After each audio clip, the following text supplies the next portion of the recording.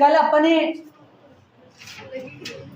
Chapter के नाम के बारे में पूरा निष्कर्ष निकाले थे, वास्तविक संख्याएं होती क्या है, और इस प्रश्नावली 1.1 जो अपना चलेगा इसमें अपन क्या क्या पढ़ने वाले हैं।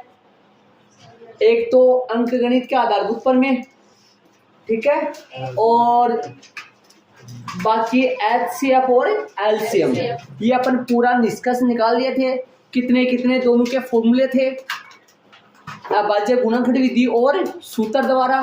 लेकिन इससे पहले एक यूक्लिड विभाजन द्वारा और HCF करना था, लेकिन वो आपके हट गया है ना, 1.1 में था। हाँ, तो नया सिलेबस, नए सत्र 2023-24 के लिए जो नया सिलेबस आया उसके अनुसार 1.1 जो आपकी बुक में है वो हटा दी गई है। 1.2 है जो जिसको क्या नंबर डाला गया है 1.1। तो एग्जाम्पल नंबर 1 से लेकर 4 तक कल बेसिक हो गया था।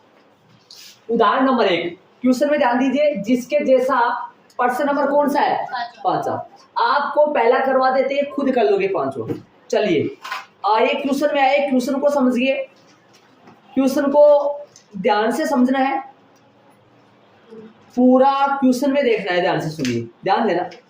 संख्याओं 4 की घात n पर विचार कीजिए। संख्याओं किस पर विचार करना है? 4 की घात n पर विचार करना है।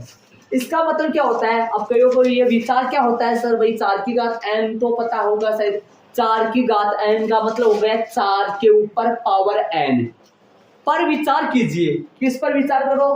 संख्या 4 की घात n पर विचार करो। 4 की घात n पर विचार करो, विचार करो इसके बारे में, कुछ देखो, टिप्पणी करो, प्रकाश डालो। डालते हैं ना, किस में डालते प्रकाश है ना?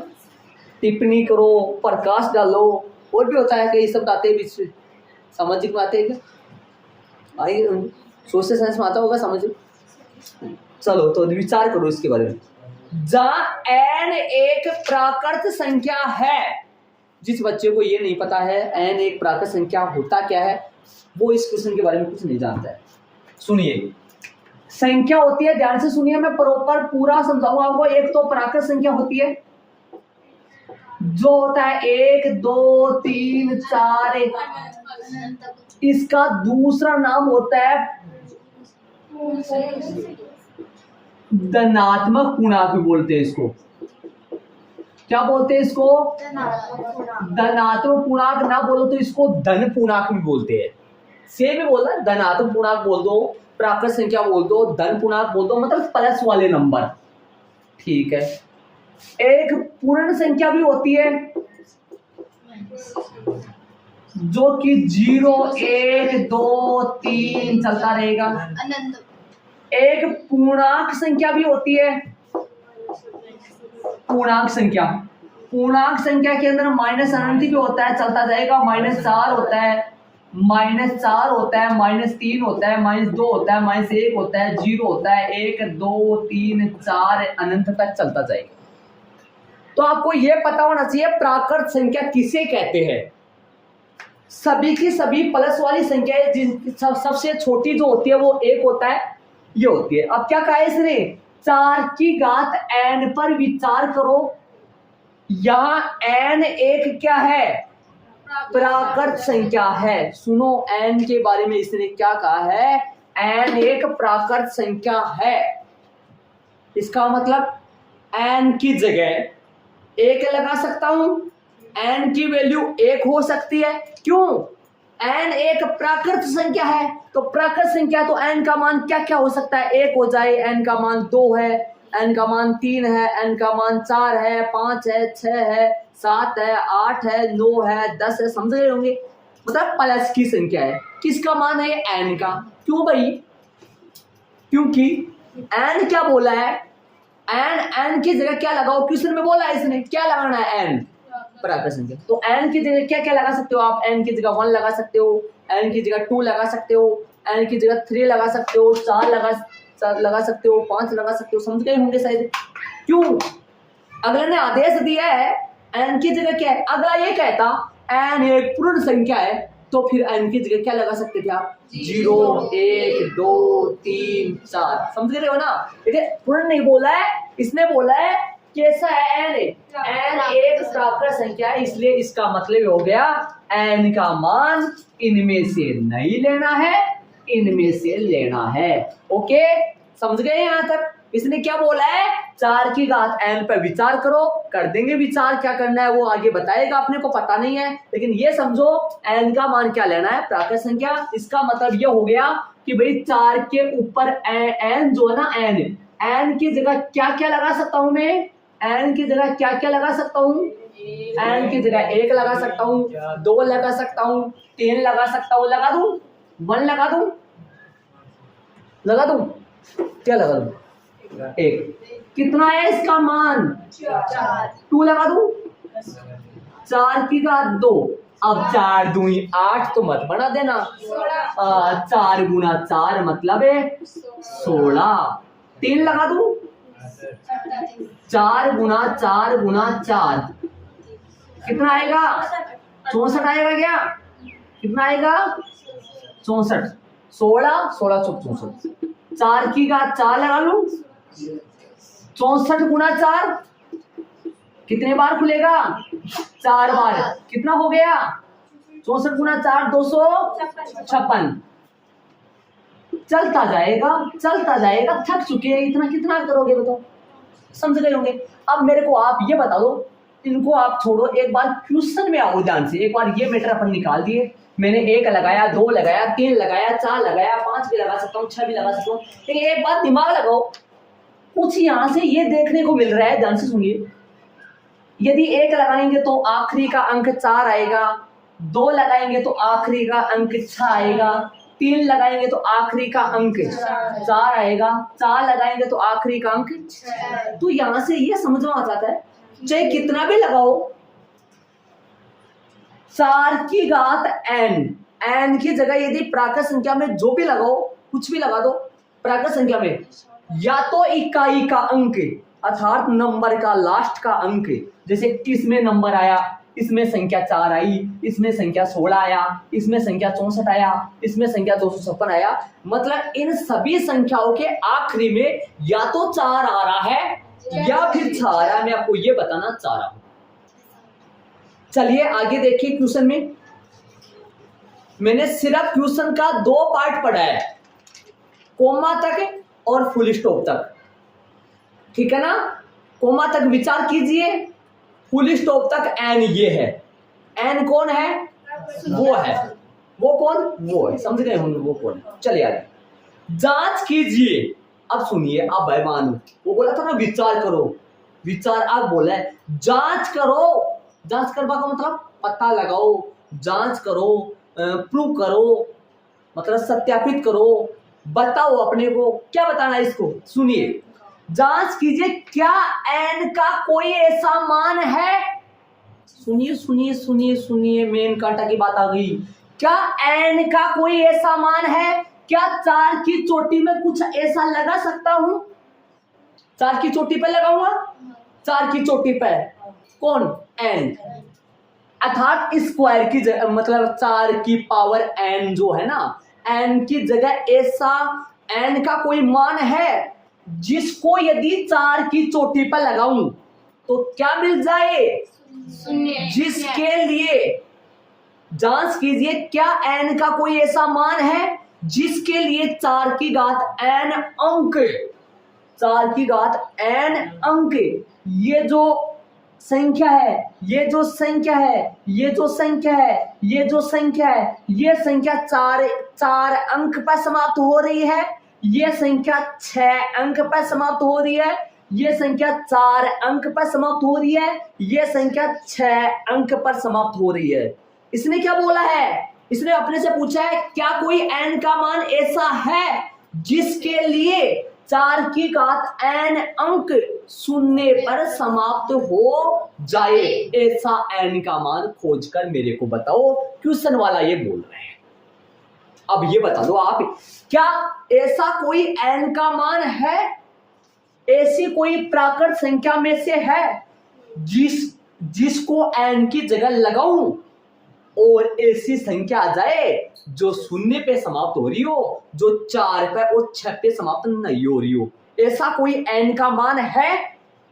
ऐसा कोई n का मान यहाँ लगा सकता हूं मैं, ऐसा कोई प्राकृत संख्या में मान लगा सकता हूं मैं जिससे ये 4 पे 6 पे समाप्त नहीं हो, शून्य पे समाप्त हो जाए। शून्य पे समाप्त होने वाली संख्या कौन सी है?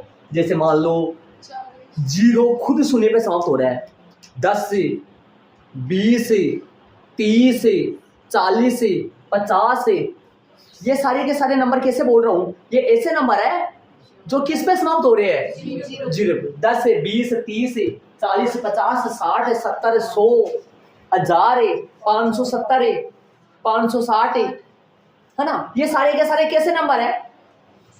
शून्य पे समाप्त होने, शून्य पे समाप्त होने वाले। क्या ऐसा कोई n का मान है, ऐसा कोई प्राकृत संख्या में n का मान है जिससे 4 की घात n संख्या जो है ना या शून्य पे समाप्त हो जाए? ऐसा कोई n का मान लगा सकते हो आप यहाँ? ऐसा बताओ, यहाँ पे आपने कितने लगा के जांच कर ली? 4। आगे भी लगाओगे तो समझ गए होंगे क्या आने वाला है, 4 या 6। क्या ऐसा कोई प्राकृत संख्या में n का मान आप बता सकते हो मेरे को जिससे शून्य पे समाप्त होने वाली संख्या आ जाए? ऐसा कोई n का मान लगा सकते हो आप? नहीं आएगा, कोई भी नहीं है। प्राकृत संख्या में ऐसा कोई भी n का मान नहीं है जिससे 4 की घात n अंक शून्य पे समाप्त होने वाली संख्या प्राप्त हो जाए। आ सकता है कि ऐसा कोई?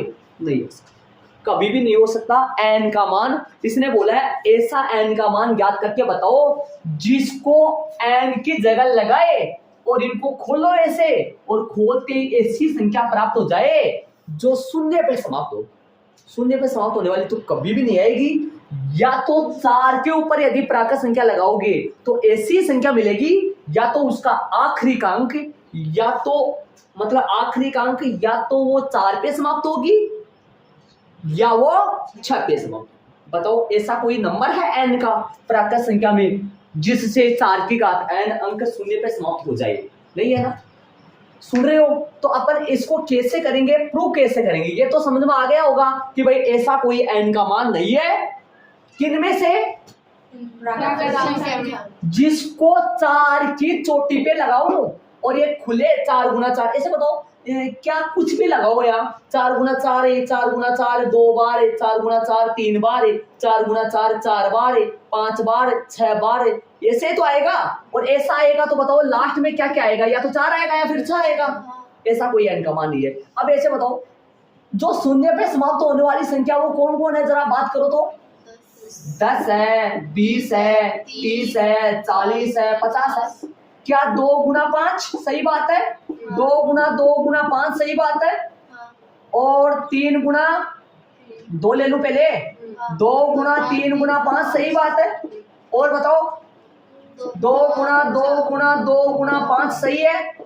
ऐसे बताओ 0 पे समाप्त होने वाली कोई भी संख्या हो, क्या उसके भाज्य गुणनखंड में सदैव 5 आएगा? आएगा पक्का।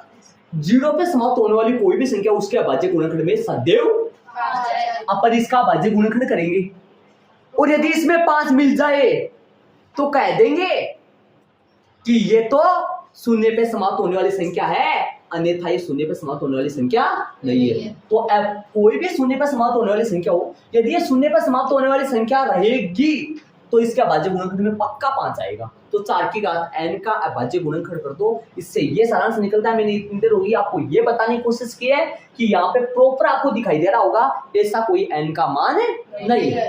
तो अपन कैसे लिखेंगे, सिर्फ यहाँ पे लिखेंगे, यहाँ से शुरू करो मैं ना, जैसे करूँगा क्या लिखेंगे, 4 का अभाज्य गुणनखंड बताओ कितना होगा।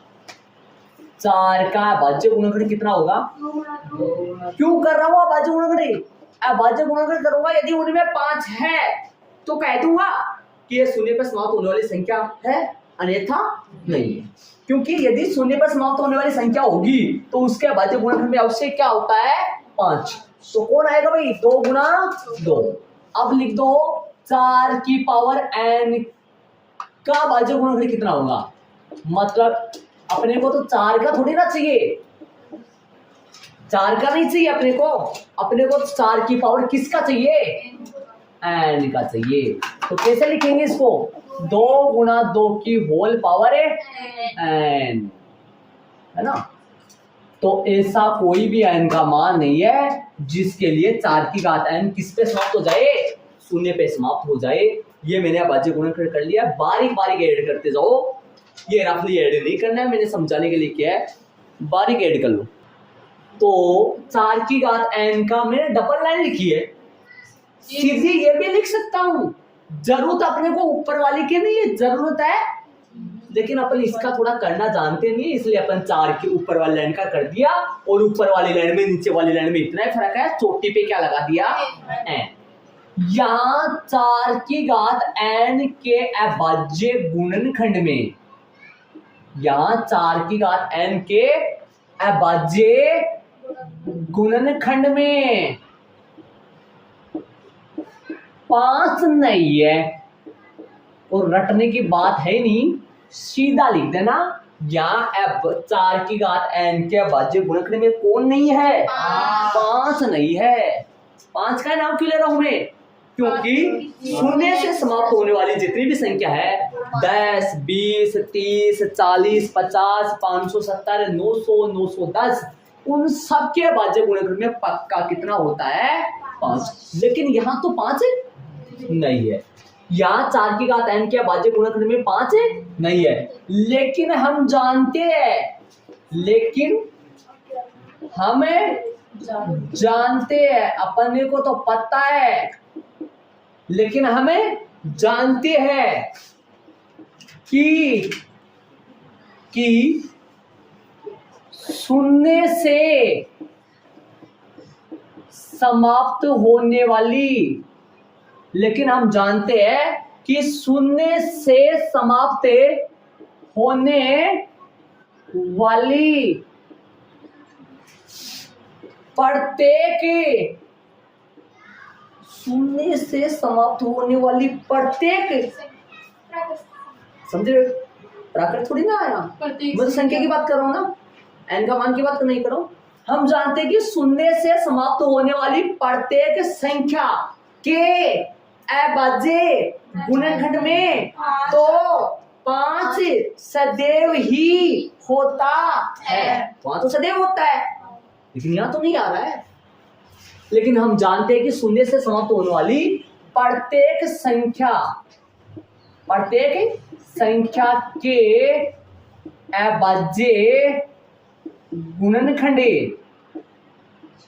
अभाज्य गुणनखंड में सदैव 5 होता है, सदैव 5 होता है भाई, ये बात तो हम जानते हैं, छोटी क्लास से अपन अभाज्य गुणनखंड करते आ रहे हैं, होता है, सही बात है कि देख लो, लेकिन यहाँ तो 5 नहीं है, इसलिए, लेकिन हम जानते हैं, अपने को याद है, हम बता सकते हैं या हम कंफर्म कर लिए हैं कि शून्य से समाप्त होने वाली प्रत्येक संख्या, मतलब 10, 20, 30, 40, 510, 410, इन सबके अभाज्य गुणनखंड में 5 सदैव आता है, और छोड़ो 5 तो सदैव आता है, देख सकते हो आराम से।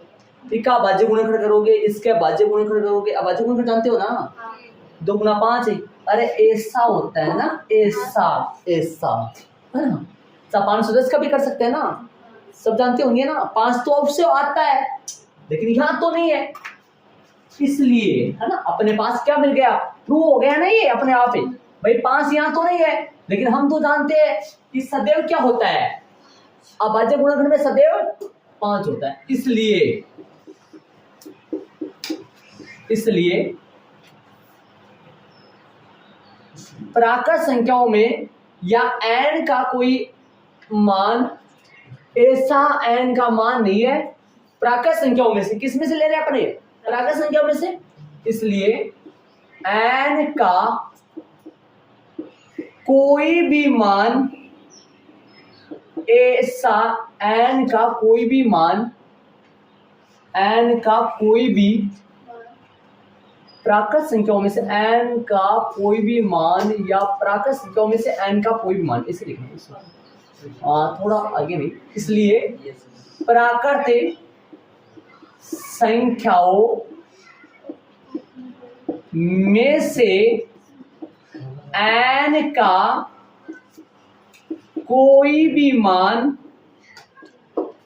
ऐसा नहीं है जिसके लिए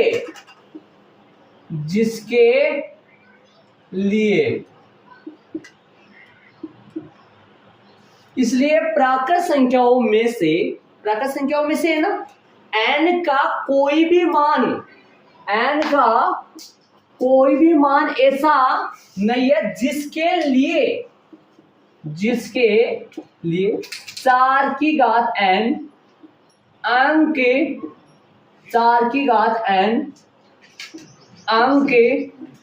किस पर भाई, 4 की घात n अंक किस पे समाप्त होता है, 0 पे समाप्त होता है। 4 की घात n अंक शून्य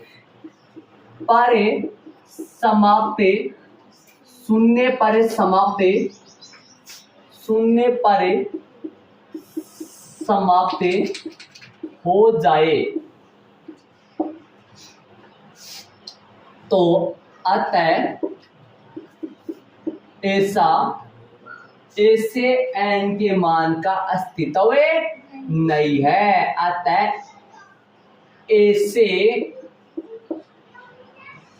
ऐसा कोई भी n का मान नहीं है। इतना लिखो, अस्तित्व वगैरह याद नहीं रहेगा आपके। अतः ऐसा कोई भी n का मान नहीं है। इसका आंसर आएगा क्या, नहीं। ऐसा कोई भी n का मान नहीं है जिसको 4 की चोटी पर लगाऊं और क्या मिले, 10 मिल जाए, है ना। शून्य से समाप्त होने वाली संख्या मिल जाए, शून्य से समाप्त होने वाली संख्या सब जानते होंगे आप, 10 मिल जाए। क्या 4 की चोटी पे मैं 2 लगाऊं 10 मिल सकता है? 10 की बात क्यों कर रहा हूं? शून्य से समाप्त होने वाली संख्या का मतलब भाई जिस संख्या के आखिर में क्या है, 0, शून्य पर समाप्त होने वाली, और उसके अभाज्य गुणनखंड में आता है 5, तो है ना। तो ऐसा कोई n का मान है क्या, याद लगाऊं और अपने को वो खुले 4 गुना 4 हो, 4 गुना 4 गुना 4 हो, 3 बार हो भाई। 1 लगा सकता हूं, 2 लगा सकता हूं, 3 लगा सकता हूं, 4 लगा सकता हूं, 5 लगा सकता हूं। ऐसा क्यों, मैं से क्यों नहीं लगा सकता, पॉइंटों में क्यों नहीं लगा सकता? क्योंकि n का मान अगले ने आदेश दिया है प्राकृत संख्या लगाओ। समझ गए होंगे। वापस दोहरा दूं मैं, ये लाइन आप जानते हैं। मैंने सबसे पहली बात तो आती है, सर आप अभाज्य गुणनखंड क्यों कर रहे हो? अभाज्य गुणनखंड इसलिए कर रहा हूं क्योंकि मेरे को शून्य से समाप्त होने वाली संख्या चाहिए, और शून्य से समाप्त होने वाली संख्या में तो आखिर में अभाज्य गुणनखंड में कितना आता है, 5। तो मैं ये देख लूं कि मैं अभाज्य गुणनखंड करूं और ये देख लूं कि इसमें 5 आ रहा है क्या, अर्थात इसके अभाज्य गुणनखंड में 5 तो आ रहा है नहीं आ रहा, ये देख लूं।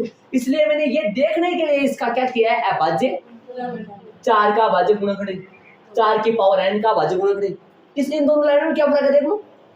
ठीक है, अब सुनो, अब देखो ये 3, आपको ये 3 है ना, 3 लाइन है, मतलब 3 एक प्रकार की क्या है, 3 कथन है, 3 सेंटेंस है। एक तो कहां तक है, एक तो ये छोटा सा बना है, और एक लेकिन वाला है, सुन रहे हो, और एक इसलिए वाला है, और एक ऐसा वाला है। थोड़ा हिंदी है, सुनो वापस, देखो ध्यान से।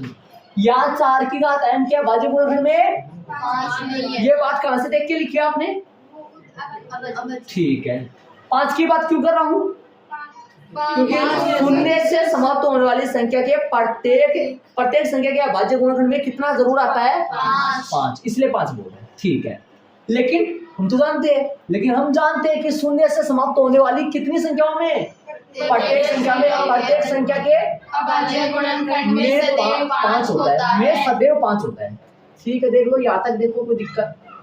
इसलिए प्राकृत संख्याओं में से, हाँ अगले ने पूछा था किसमें से, किसका मान, n का कोई भी मान ऐसा नहीं है जिसके लिए मतलब जो 4 की चोटी पे लग जाए और वो क्या आ जाए, अंक शून्य पे समाप्त हो जाए।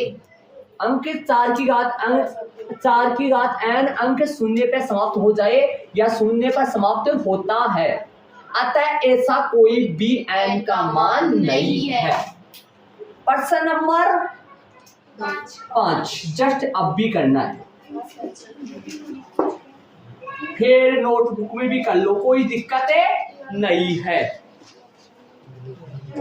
कैसे करोगे, आराम से समझ में आ रहा है। प्रश्न नंबर 5 की बात करें, देखो जरा को प्रश्न नंबर 5 ध्यान दो। जांच कीजिए कि क्या किसी प्राकृत संख्या n के लिए 6 की घात n अंक शून्य पर समाप्त हो सकती है। 6 की घात n अंक कभी भी शून्य पर समाप्त है, ऐसा कोई n का मान होता ही नहीं है। देखो लगा के देख लो, 6 के पावर 1 लगाओ, 6 आएगा, 6 के 2 लगाओ, 6 गुणा कितना आएगा 36, 3 लगाओ, मतलब की बार तो 6 ही आ रहा है। अब की बार तो इसका सारे के सारे सभी की सभी संख्या 6 पे समाप्त हो रही है। पीछे वाले में तो जरूर आपने देखा होगा यार, रफ कार्य किया था, कितने पे समाप्त हो रही थी वो, तो 4 पे 6 पे, लेकिन ये तो 6 पे हो रही। लिख दो, क्या लिखोगे आप जानते हो, हाँ सेम, बस 4 की जगह 6 और 2 गुणा 2 की जगह आप समझ गए होंगे, बाकी सारा सेम है ना। लिख दो फटाफट, करेंगे इसको। 2 गुणा 3 ही आएगा ना, 2 गुणा 2 तो मत कर देना, 6 तो करोगे, 4 थोड़ी ना करोगे। हाँ 6 की पावर n का 2 गुणा 3 की होल पावर है n, क्या लिखोगे यहाँ 6 की पावर n के अभाज्य गुणनखंड में 6 की पावर n, अभी यहाँ 6 की घात n के अभाज्य गुणनखंड में कौन नहीं है, गुणनखंड में 5 नहीं है, ये तो 5 ही आएगा, ये 6 कहां से आएगा, ये तो 5 ही आएगा ना।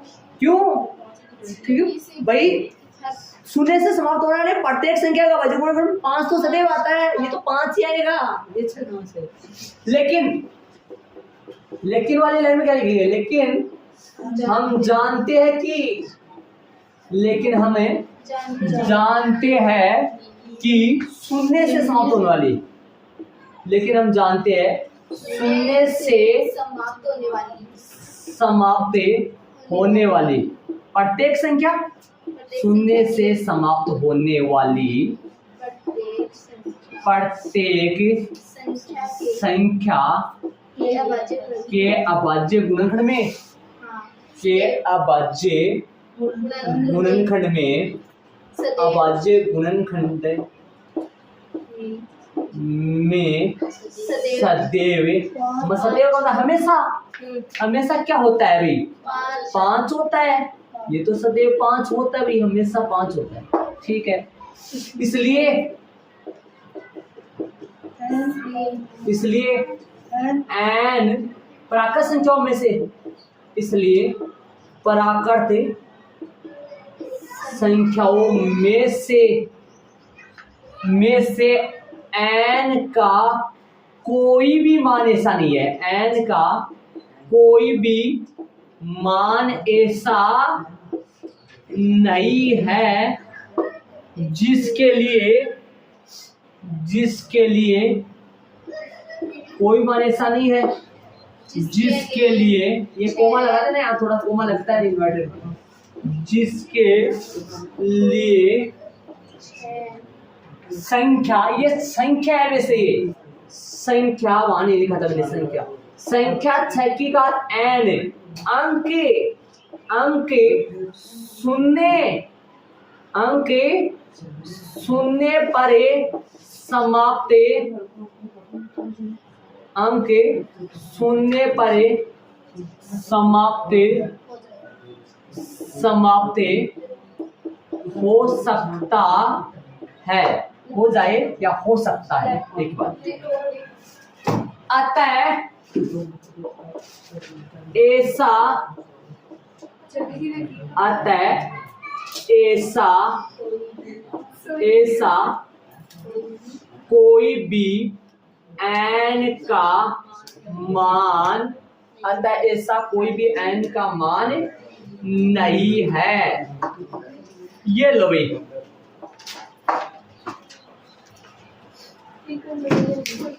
लेकिन थोड़ा सा एक जैसे मान लो इसमें थोड़ा देखो ध्यान से सुनना, अपने यदि कथन की बात करें या सेंटेंस की बात करें या कितने हिंदी की लाइन है, कितने वाक्य बन रहे हैं उनकी बात करें तो एक लाइन ये, लेकिन और फिर इसलिए फिर आता वाली लाइन। एक हिंदी वैसा तरीका और भी है एक तरीका, लेकिन उसमें थोड़ा सा ज्यादा लिखना पड़ता है, शायद ये पूरा हो जाएगा, इतना बड़ा है थोड़ा सा वो, इसलिए मैंने इसको ही लिया है। एक तरीका और है तो, लेकिन ये सही है। इसमें क्या होता है, जैसे मान लो सबसे पहले 4 का भाज्य गुणन कर दिया, 6 का भाज्य गुणन कर दिया, ठीक है। फिर किसका 4 की घात n, अपने को प्रॉपर 4 का करना है, फिर 4 की घात n का करना है, 6 का करना है, 6 की घात n का। फिर ये क्यों कर रहे हैं अपन, ताकि अपने समझ में आ जाए। डायरेक्ट ये भी लिख सकते हो आप, ऊपर वाली लाइन छोड़ सकते हो, ठीक है। यहाँ 6 की घात n क्या भाज्य गुणनखंड में कौन नहीं है, 5। कहां से पता चला, करने से। ये है ना अपन, इसलिए हाँ आ रहा है कि यहाँ 5 है, कौन आ रहा है 3 2, ठीक है। लेकिन हम जानते हैं कि शून्य से समाप्त होने वाली प्रत्येक संख्या के भाज्य गुणनखंड में सदैव 5 होता है, अपन जानते हैं। इसलिए प्राकृत संख्याओं में से, ऐसा क्यों, प्राकृत संख्याओं में से क्यों, क्योंकि इसने n का मान प्राकृत संख्याओं में से पूछा है, इसलिए प्राकृत संख्याओं में से n का कोई भी मान ऐसा नहीं है जिसके लिए संख्या कौन 6 की घात n अंक कितने पे, शून्य पे समाप्त हो सकता है या शून्य पे समाप्त हो जाए। शून्य पे समाप्त हो जाने का मतलब क्या हुआ, लास्ट में क्या है शून्य है, लेकिन लास्ट में इसमें तो 6 आएगा, समझ रहे हो आप, बताया था मैंने आपको, रफली समझाया था। और इसमें क्या आएगा 4 और 6। अतः ऐसा कोई भी n का मान नहीं है, या ऐसे लिख दो, अतः ऐसा, ऐसे किसी भी n के मान का अस्तित्व नहीं है। अतः ऐसे किसी भी n के मान का अस्तित्व नहीं है, या ऐसा कोई भी n का मान नहीं है। नहीं के आप अंडरलाइन कर दो, इसका आंसर आया नहीं। n का मान में से 4 आ सकता है, 5 आ सकता है, लेकिन इसका आंसर क्या आया नहीं। ऐसा कोई भी n का मान नहीं होता है जिसको 4 के चोटी पे लगाओ शून्य से समाप्त होने वाली आ जाए संख्या, और जिसको 6 की चोटी पे लगाओ शून्य से समाप्त होने वाली संख्या आ जाए। शायद क्लियर आपके दोनों प्रश्न समझ में आ गए होंगे, कोई दिक्कत नहीं है दोनों प्रश्नों में, सेम प्रश्न है दोनों। और भी अलग से क्वेश्चन बने तो भाई किसका बन जाएगा, 4 की घात n, 6 की घात n, हो सकता है 8 की घात n का बन जाए। ठीक है, एक बात सुनना, क्वेश्चन कितना भी कैसा बने, नंबर कितना भी आए, लेकिन यहाँ पे आपको 5 ही लगाना है। फिक्स मान कौन कौन है, क्वेश्चन कोई भी आए यहाँ 5 ही आएगा, यहाँ 5 ही आएगा, और बाकी तो चेंज होंगी। इन दो जगह क्या चलेगा, 5 ही चलेगा। कहाँ यहाँ 5 आएगा, यहाँ 5 आएगा, बाकी सारा सब कुछ उसी के अनुसार बदल जाएगा, n की जगह n लिखोगे। ठीक है, चले आगे, उदाहरण नंबर कौन से में चलेंगे, 2 में चलेंगे। क्या कह रहा है उदाहरण 2 में, संख्याओं 6 और 20 के अभाज्य गुणनखंड विधि से एचसीएफ और एलसीएम ज्ञात कीजिए। किनका, मैंने एचसीएफ एलसीएम करने की विधिया बेसिक में जाके देख लो, 2 विधिया लिखवाई है मैंने, सूत्र द्वारा और तो पहली विधि कौन सी है, अभाज्य गुणनखंड विधि है। तो अपन 6 का भाज्य गुणनखंड कर दो और इस तरह 20 का भाज्य गुणनखंड कर दो। 6 का करेंगे, 2 का भाग दोगे 3 आएगा, 3 का भाग दोगे 1 आएगा। जब किसी भी नंबर के लास्ट में 0 2 4 6 8 हो तो 2 का भाग पूरा हो जाता है। और यदि किसी भी संख्या के अंकों का योग 3 के पहाड़े में आ रहा है तो 3 का भाग पूरा जाता है। 20 का करोगे, 0 आ रहा 2 का जाएगा, 10 आएगा 2 का जाएगा, 5 आएगा 5 का जाएगा तो 1 आएगा। लिख दे, 6 के अभाज्य गुणनखंड बता दो भाई कितने हैं। 6 के अभाज्य गुणनखंड लिखेंगे, कौन कौन है? 2 गुणा 3 है। 20 के अभाज्य गुणनखंड, 20 के अभाज्य गुणनखंड 2 गुणा 2 गुणा 5। ओके, देखो आता है 6 और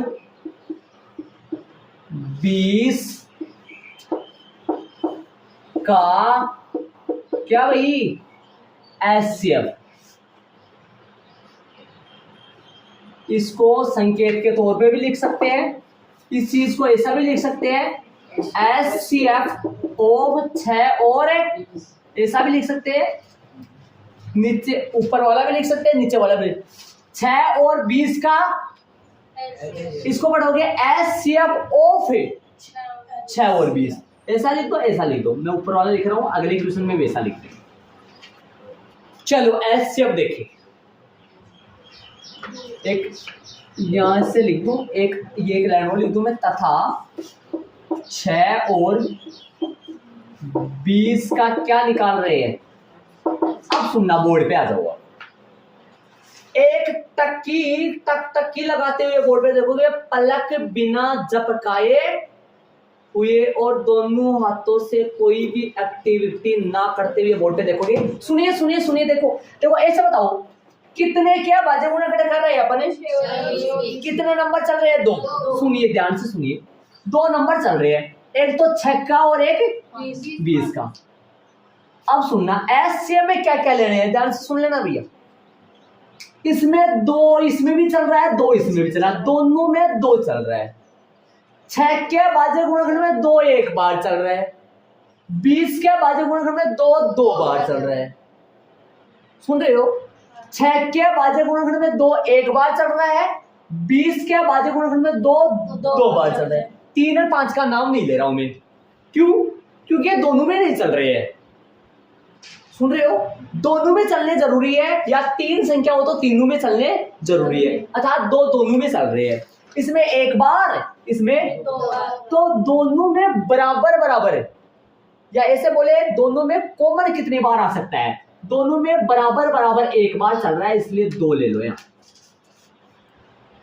यदि इसमें गुणा में 1 2 और 1 2 होता, अब दोनों में बराबर बराबर 2 2 बार चल रहा है, तो 2 कितनी बार लेते? 2 बार। लेकिन यहां से हटा दूं, अब दोनों में 2 बराबर बराबर एक बार चल रहा है, इसमें 2 बार है, लेकिन इसमें एक बार है, लेकिन दोनों में बराबर बराबर 2 कितनी बार है?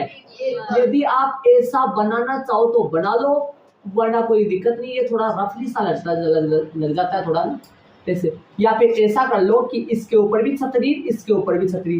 भाई यहाँ ये बेचारा मतलब इसके अंदर नहीं है ऐसा, दोनों के बराबर बराबर 1 2 आ रहा है, इसमें 3 है, इसमें 3 नहीं है, इसमें 5 है, उसमें 5 नहीं लेना है। तो इसका एचसीएफ कितना आ गया? 2 आ गया, एचसीएफ 2 आ गया। मैंने तो एक लाइन पूछा थी, मैंने गुना होगा, चलो कोई बात नहीं, गुना आप मत छोड़ना। एचसीएफ सुनो, एचसीएफ सुन लो, इसमें 2 बार, 2 कितनी बार है? 1 बार। इसमें 2 कितनी बार है? 2 बार। दोनों में 2 चल रहा है, 2 सबसे अधिक बार कौन से में है? 20 वाले में। जो सबसे अधिक बार है, 2 जितनी बार सबसे ज्यादा बार है वो बार लेना है। इसमें 2 बार है, इसमें 1 बार है, सबसे ज्यादा बार कितनी बार है? 2 बार। 2 बार। यदि यहाँ पर मान लो गुणा में 1 2 होता तो 3 बार, मतलब एलसीएम में सबसे ज्यादा बार वो लेना है। जैसे मान लो कि दोनों में कौन चल रहा है? 2 चल रहा है, तो सबसे ज्यादा बार 2 है तो 2 लेना है, 2 गुना 2। ठीक है, एक्स्ट्रा जो भी कुछ है वो सारे लेने हैं, 3 और 5। अब इनको गुना कर दो, यही इनका क्या आएगा? एलसीएम आएगा। कितना आएगा? इनको गुना कर दो, इधर से गुना करो चाहे इधर से गुना करो, सेम आएगा। 2 दूनी 4, 4 तिया 12, 12 पंजे 60, 5 तिया 15, 15 दूनी 30, 30 दूनी 60, तो इसका आंसर आ गया 60। इसका एलसीएम तो आया 2, इसका एलसीएम आया 60, यही इसका आंसर आ गया। ठीक है, देखो मैं कच्चे तरीके से अपन निकाले थे, याद करो बेसिक में निकाले थे किस किस का, 6 और किसका निकाले थे, 4 का बेसिक में निकाले थे कल की क्लास में। वैसे भी निकाल के बताऊंगा आपको, गुणनखंड से और गुणज से। गुणनखंड से तो आता है एचसीएफ और गुणज से आता है एलसीएम, वैसे भी निकालेंगे। लेकिन उससे पहले आप ध्यान दें कि ये बात और फिर से सुन लो। एचसीएफ में पहले बात तो एचसीएफ में वो लेते हैं जो दोनों में चल रहे हो, जो तीनों में चल रहे हो, 3 हो तो 3, 2 हो तो 2। कितनी संख्याएं चल रही है, 2 संख्याएं चल रही है तो 2 संख्या लेनी है, 2 संख्याओं में देखना है। 3 संख्या चल रही है तो 3 संख्याओं में देखना है। दोनों में कौन चल रहा है, 3 तो चल नहीं रहा, 5 चल नहीं रहा, इनको देखना नहीं है। दोनों में 2 चल रहा है, इसमें 2 एक बार है, इसमें 2 2 बार है, दोनों में बराबर बराबर 2 एक बार है, एक बार 2 ले। ठीक है, एलसीएम में कैसा है, जो दोनों में चल रहा है वो सबसे ज्यादा बार कौन से में है और कितनी बार है। भाई 20 में है 2 बार है, 2 बार ले लिया। एक्स्ट्रा जो भी कुछ है वो सारे मसाले इसमें डाल दो और गुणा कर दो। अब एक बार इधर आओ, देखो सुनो, 6 के गुणनखंड होता है 1 2 3 6। 6 के गुणनखंड बोल रहा हूं, जिसको इंग्लिश में कल आपको फैक्टर बोला था मैंने। ठीक है, 20 के गुणनखंड होता है 1 2 4 5 10 20। गुणज लिखे, गुणज गुणज 6 के गुणज होता है 6 12 18 24 30 36 42 48 और 48 के बाद में 54 60। ठीक है, और किसका लिखना है, 20 का लिखो, 20 40 60 80। सुनो क्या बताया था मैंने कल आपको, दोनों में सबसे बड़ा से बड़ा हाईएस्ट कॉमन फैक्टर, बड़ा से बड़ा दोनों में सबसे बड़ा से बड़ा गुणनखंड समान गुणनखंड है। दोनों में सबसे बड़ा से बड़ा समान गुणनखंड कौन है, 2 है। तो इसका बोलो एलसीएम यहाँ पर कितना आ रहा है, एलसीएम 2। एलसीएम छाटो, छोटा से छोटा दोनों में समान गुणज 60 है ना। देखो इसमें भी 60 आएगा, इसमें 60 से पहले कोई भी नहीं मिल रहा है, 60 के बाद में तो खूब सारे मिलेंगे। छोटा से छोटा कौन आया, 60। तो ये एक ऐसी बड़ी से बड़ी संख्या है, इसका भाग इन दोनों में पूरा इधर आओ ध्यान से सुनिए। ये एक छोटी से छोटी ऐसी नंबर है, ऐसी संख्या है, इसमें इन दोनों का पूरा भाग जाएगा।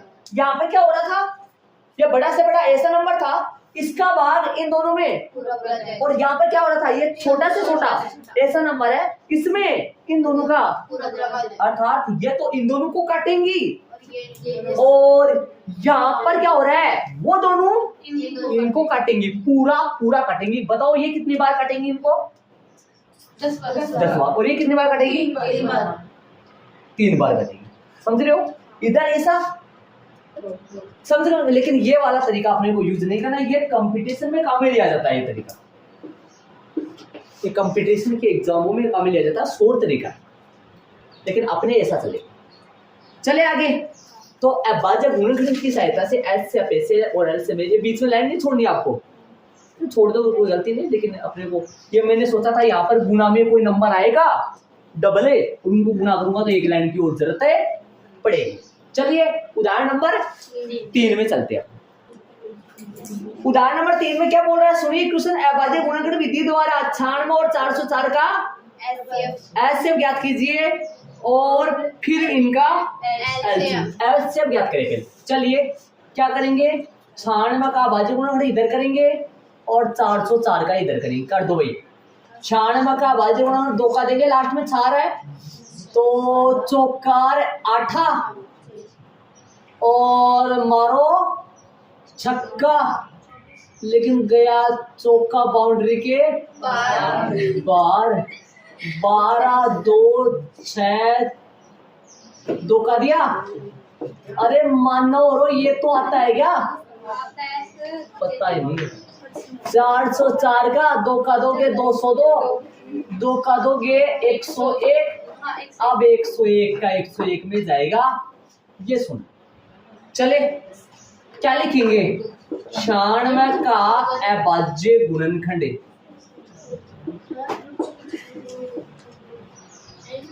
चले कितना होगा?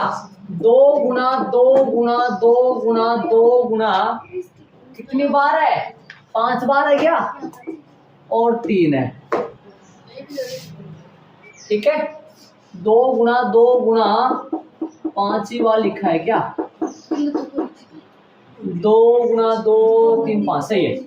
किसका? 404 का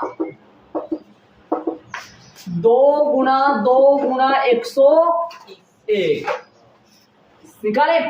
आता है SCFO 96 और 404 बराबर। हिंदी में लिखे तो आता है 96 और 404 का HCF, जो मेरे पीछे वाले क्वेश्चन में लिखा था वैसे भी लिख सकते हैं, संकेत में ऐसे भी लिख सकते हैं। बताओ करे छाटे छटनी करे HCF की। आइए एक बार अपनी पलकों को यहां टिकाइए। 296 के बाजे गुणनखंड में चल रहा है, 2 404 के बाजे गुणनखंड में चल रहा है। इसमें 2 5 बार है, इसमें 2 बार है। दोनों में बराबर बराबर बार लग रहा है। छतरी दोनों में सेम लगाए, इसमें भी 2 के छतरी लगा दो, इसमें भी 2 के। अब यदि इसमें बहुत सारे मानव जो है ना वो बिना छतरी के रह गए, लेकिन इनको छतरी दे देंगे तो फिर ये नाराज हो जाएगा ना कि भाई सबको छतरी समान देने। भाई इसमें 2 ढक गए तो इसमें भी 2 ढक गए, बाकी इसमें कितने भी खुले पड़े छतरी तो दोनों को समान ही देनी है ना। समझ रहे हो क्या मतलब? कहने का मतलब इसमें भी 2 बार है, बराबर 2 बार हो गया। राइट बात है। तो बोलो HCF क्या है? 2 गुना 2 और छोटो 101 इसमें है, उसमें नहीं है, 3 उसमें है, इसमें नहीं है, नहीं लेना है। आंसर आ गया 4 किनका? HCF का। LCM अभी निकाला नहीं है। सुनिए, तथा LCM में निकाल दूं जरा एक बार। तथा दूसरा पेन यूज कर लो, थोड़ा सा आपको कुछ बातें बतानी है। तथा लगा के तथा LCM ऑफ 96 और खींचो किसको? 2 बार 2 सॉल्व आ जाओ। 6 बार 2 दोनों में चल रहा है, लेकिन सबसे ज्यादा बार लेने। 2 इसमें 5 बार है, 2 इसमें 2 बार है, तो 2 आएगा कितनी बार है? 5 बार। सबसे ज्यादा बार जिसमें वो वाला, इसमें 2 5 बार है, इसमें 2 बार है, सबसे ज्यादा बार 5 बार है, तो 5 बार 2 लेना है। ऐसे मत बोल देना सर 5 बार इनमें हो गया, 2 बार इनमें हो गया, 7 बार हो गया। नहीं लेना है 7 बार। LCM में कैसे लेना है? ऐसे देखो, आपको ये तो समझ में आता है ना कि भाई दोनों में क्या चल रहा है। यहां से पता चल रहा है 2, तो 2 जो सबसे ज्यादा बार है ना वो लेना है, चाहे किसी में भी हो, सबसे ज्यादा बार वाला लेना है। ये समझ लीजिए। एक्स्ट्रा जो भी कुछ है वो भी इसमें डाले 2। एक्स्ट्रा क्या क्या चल रहा है? 3 और गुना में 101। अब इनका गुना कर देंगे। अब गुना भी बड़ा शानदार तरीके से करेंगे, देख लीजिए। चलो यहां तक का गुना कितना हो गया? ऊपर से देखो 32 नहीं बेटा, ऊपर से देखो यहां तक का गुना 96 है। देख लो जरा, मैं इतना इसके आगे हो नहीं सकता साइड में, तो क्या बोल 96 है ना, क्यों भाई ये तो ये और ये 101 अलग अलग रहा है, तो 96 को 101 से क्या कर दो? गुना कर दो। कितना आएगा? 9 6 9 6 शायद सही है। 9600। मुझे थोड़ा याद था इसलिए मैंने नहीं। सही है, आंसर आ गया। लेकिन एक गड़बड़ चल रहा है इसमें, थोड़ा सा फिर और दे दिया इसमें। ऐसे बताओ, उदाहरण नंबर 2 और उदाहरण नंबर 3 को थोड़ा सा बारीकी से देखो आप दोनों को। आपको कुछ एहसास होगा इन दोनों में, थोड़ा बारीकी से आप देखोगे तो कुछ एहसास होगा दोनों में। एहसास ऐसे होगा क्योंकि पीछे वाले सवाल उदाहरण नंबर 2 में सीधा बोला था इसने एचसीएफ और लेकिन उदाहरण नंबर 3 में क्वेश्चन में देखो, उदाहरण नंबर 3 में पहले तो एचसीएफ बोला और फिर क्या बोला है, फिर इनका मतलब ये हो गया एचसीएफ यूज करके आप एलसीएम निकालो। तो इसका मतलब ये हुआ कि गाड़ी फिर से रवाना की देखिए, एक बार थोड़ा सा सुनिए। यहां से है ना, यहां से अपन दोबारा से चलेंगे इधर, और आप भी ऐसे लाइन खींचकर, आप फेयर कॉपी में तो ऐसा नहीं लगा पाओगे, लेकिन आप या लगा के नीचे पार्ट बन जाएगा, क्या बना लेना, ये या वाला है। सुनो, 4 के बाद में या तो जो ब्लू पेन है ना उसकी तरफ आओ, या तो इधर आ जाओ 4 के बाद में, या 4 के बाद में रेड वाले में चल जाओ। अब रेड वाला मैं काम कर रहा हूँ, सुन रहे हैं? हाँ ठीक है, समझ रहे हो मैं क्या कर रहा हूँ? सुनिए, आ जाओ। हम जानते हैं कि जो मैंने लिखा था ना एक विधि और सूत्र द्वारा, हम जानते हैं कि दो संख्याओं का, सुनिए, दो संख्याओं का गुणनफल, बोर्ड पे जान दो, अभी समझ में आएगा। देखो, दो संख्याओं का गुणनफल बराबर, हे भगवान क्या ही करें हम तो, है? समझ रहे हो क्या कर रहा हूँ भाई? यहां तक तो अपना एलसीएम आ गया। एलसीएम आप ए से भी निकाल सकते हो और एलसीएम बी से भी निकाल सकते हो। फर्क ये है, इसने क्वेश्चन में थोड़ा सा मतलब कान जाट करके बोला है, क्वेश्चन में थोड़ा सा बीच में ऐसे बोला है एलसीएम निकालो और फिर उनका एलसीएम निकालो, मतलब एलसीएम को यूज करके निकालो। तो देखो ये तो एलसीएम अपन निकाल लिए। अब देखो वो मैंने आपको बेसिक में एलसीएम और एलसीएम करने की 2 विधियां बताई थी, कौन कौन सी? सूत्र द्वारा और अभाज्य। तो अभाज्य गुणनफल द्वारा कर दिया अपन। सूत्र ये है, वो क्या है सूत्र? सुनिए, दो संख्याओं का गुणनफल बराबर है एलसीएम गुणा एलसीएम। दो संख्याएं मतलब जानते हो आप, ये दोनों 96 गुणा 404। एलसीएम बताओ जरा, जो निकाला है 4। एलसीएम कितना है पता नहीं है इसका, एलसीएम का एलसीएम तो 4 है सही। अब सुनिए, 96 यही है, 404 यही है, 4 को इसके बटे में ले आओ और सामने कौन है? एलसीएम। काट दो, 4 का भाग है, या तो इसमें दे दो या दोनों में चला जाएगा पक्का, इसमें दे दो। कितना आएगा? 4 का भाग 96 भी दे सकते हो, 4 का भाग 404 में देना, एक में ही है, कभी दोनों में दे दो, एक बच्चा है। गुणा करो, 96 को 101 से गुणा करो, 96 ये आएगा जो पहले आया था। आता वाली लाइन लिख दो, आता है 2 बार लिखना पड़ेगा जी। एलसीएम ऑफ 96 और 404 कितना आएगा? 9696। यही इसका आंसर है। सुनिए, 2 तरीके हो गए। अब मैं ये नहीं कहूंगा कि सर ये गलत है, ये गलत नहीं है, लेकिन थोड़ा क्वेश्चन को देखा जाए तो वो सही है। क्यों? क्योंकि इसने प्रश्न में क्या बोला है, एलसीएम निकालने के बाद में फिर एलसीएम निकालो, एलसीएम को यूज करो और एलसीएम को यूज करके क्या निकालो? एलसीएम निकालो। सुन रहे हो? यूज करके मतलब देखो यहाँ यूज कर रखा, काम में ले रखा, किसको काम में लिया मैंने? देखो ये एक ऐसा फॉर्मूला है, सुनिए, देखो एक बार सुन लो, ये ऐसा फॉर्मूला है, इसमें कितने जने चलते हैं? देखो 2 तो संख्या चलती है और 2 उनके एलसीएम और एलसीएम चलती है। इन 4 में से कोई भी 3 हो अपने पास तो अपने इस सूत्र के माध्यम से 1 का मान निकाला जा सकता है। सूत्र में कितने हैं? 4 है, 4 में से कोई भी 3 अपने पास हो तो 1 का मान निकाला जा सकता है। बताओ 3 थे क्या अपने पास? कौन कौन थे? 2 तो नंबर थे और 2 उनके एलसीएम और 1 उनका एलसीएम और एलसीएम, उनमें से एलसीएम था लेकिन एलसीएम नहीं था तो एलसीएम अपने पास आ गया। यदि अपने पास मान लो एलसीएम की जगह 9696 लिख दूं मैं एलसीएम की जगह और एलसीएम निकालूं तो वो कितना आएगा अपने पास 4 ही आएगा। मतलब ये ऐसा फॉर्मूला है इसमें 3 देकर एक पूछे। कौन 3? जैसे मान लो ये दोनों दे दे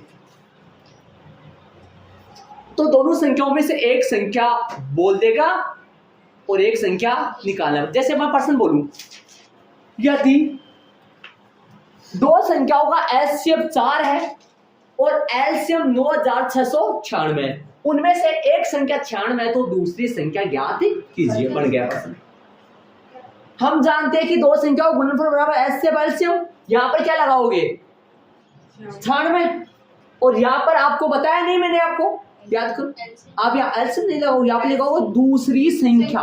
क्या लिखोगे आप? दूसरी संख्या। और यहाँ पर 4 और यहाँ पर बता दिया मैंने आपको 9696 तो 4 9696 ये जो 96 वो उसके बट्टे में चला जाएगा, हल हो जाएगा, वो 404 ही आएगा। मतलब कोई 4 में से 3 देकर एक पूछे, ये है वो सूत्र। ये सूत्र तभी काम में लिया जाता है जब अपने पास 4 में से कितने होने चाहिए? 3 होने चाहिए। अब सुनना इस सवाल की बात, यदि आप एग्जाम में यहां तक तो करना ही करना है भाई। अब एलसीएम निकालने के लिए या तो ये लाइन लिख लो या फिर मतलब या तो इधर आ जाओ या फिर उधर जाओ। ये क्या निकाला है मैंने? एलसीएम। और ये भी भाई एलसीएम तो सेम ही आएगा, लेकिन एलसीएम निकालने के लिए या तो ये लाइन लिखो या फिर वो लिखो। आप कहोगे सर हम उतना बड़ा क्यों करेंगे, हम तो ये करेंगे। कर दो, कोई गलती नहीं है। लेकिन कई बार क्या हो जाता है क्वेश्चन के अनुसार देखा जाए तो ये गलती है। समझ रहे हो क्या? क्वेश्चन के अनुसार तो गलती है, क्योंकि इसने क्या बोला है फिर निकालो। क्या निकालो? फिर एलसीएम। कब? फिर एलसीएम निकालने के बाद, मतलब इसको काम में लेकर। ये तो आप होगे सर इसमें भी तो फिर ही निकाले हैं, तो इसमें भी तो बाद में निकाले हैं। लेकिन यहाँ एचसीएफ इस 4 को काम में नहीं लिया है और यहाँ पर 4 को काम में लिया है। ठीक है, तो इसको ऐड कर लिया आपने। दोनों तरीके से ऐड कर लेना। एग्जाम में एक ही करना है, दो नहीं करने। कौन से दो? एलसीएम बोलो, एलसीएम तो 4 है। ठीक है, आगे अपन चलेंगे। बोल रहे अभाज्य गुणनफल विधि से एलसीएम और एलसीएम करना है। चलिए 6 का अलग कर दो, बारीक सा बनेगा। 72 का अलग कर लो, बड़ा सा बनेगा। 120 का अलग कर लो और ज्यादा बड़ा सा बनेगा। समझ रहे हो?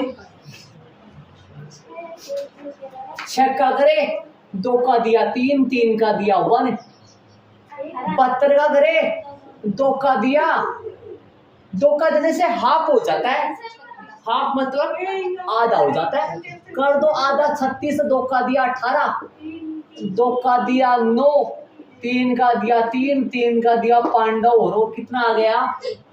1 आ गया। 120 में 2 का दिया 60, 2 का दिया 30, 2 का दिया 15, 3 का दिया 5, 5 का दिया 1। देख लो भाई सर 6 का अभाज्य गुणनखंड है।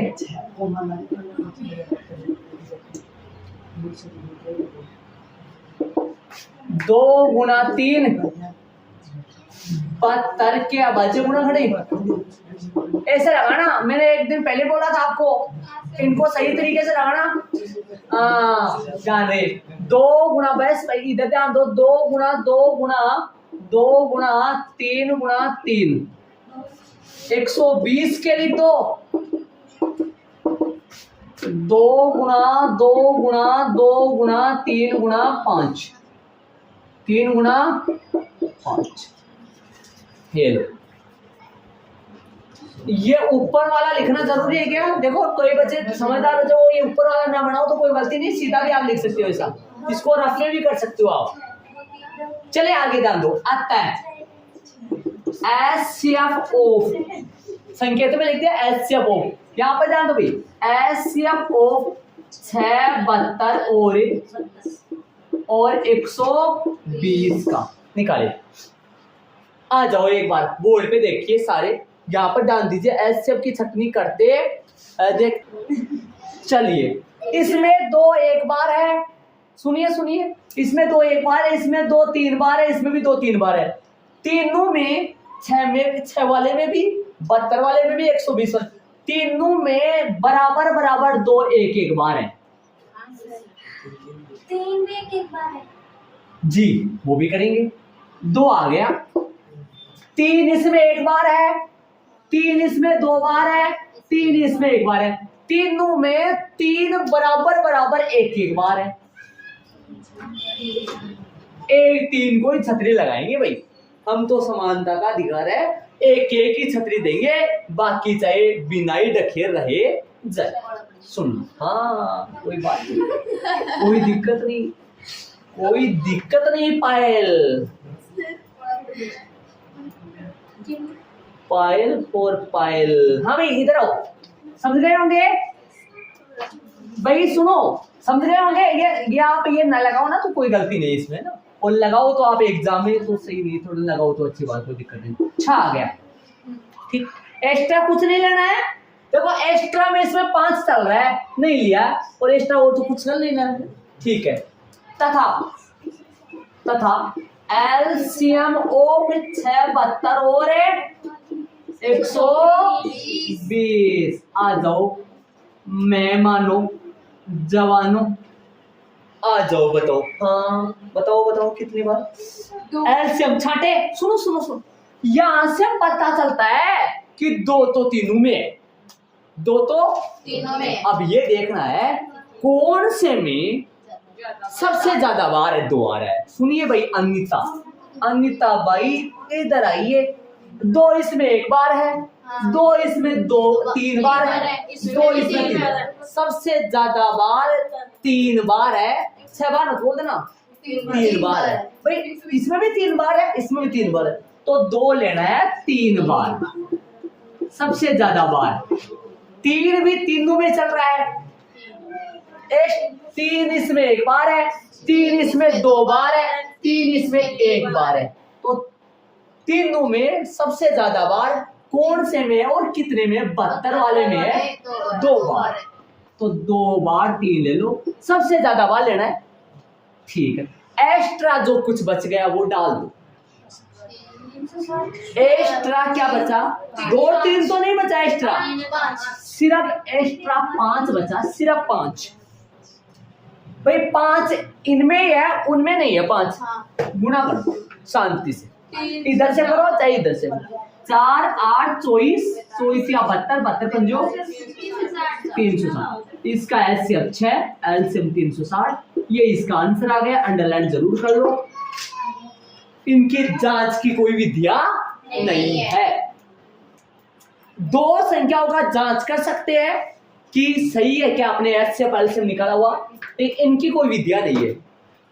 जैसे पीछे वाले सवाल में अपन अभी करें, पीछे वाले सवाल में 96 और 404 को गुणा करेंगे तब उतना आएगा जितना एचसीएफ और एलसीएम का गुणा है। 4 और 9600 ये एचसीएफ था, ये क्या था, और ये वो 2 संख्या थी।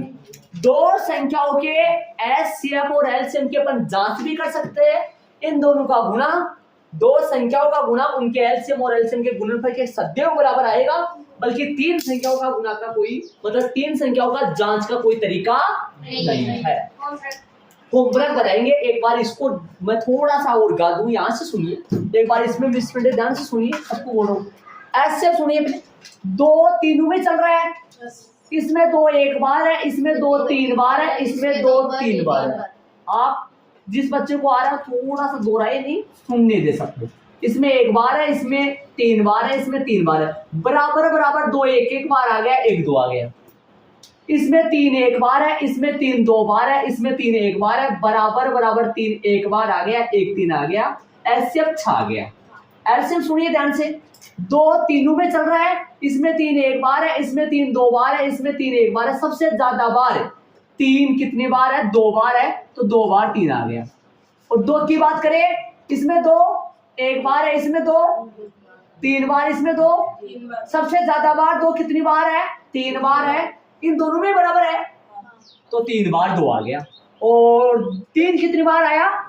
2 बार इसमें था और एक्स्ट्रा क्या था 5। इनको गुना कर देंगे तो अपना आंसर आ जाएगा।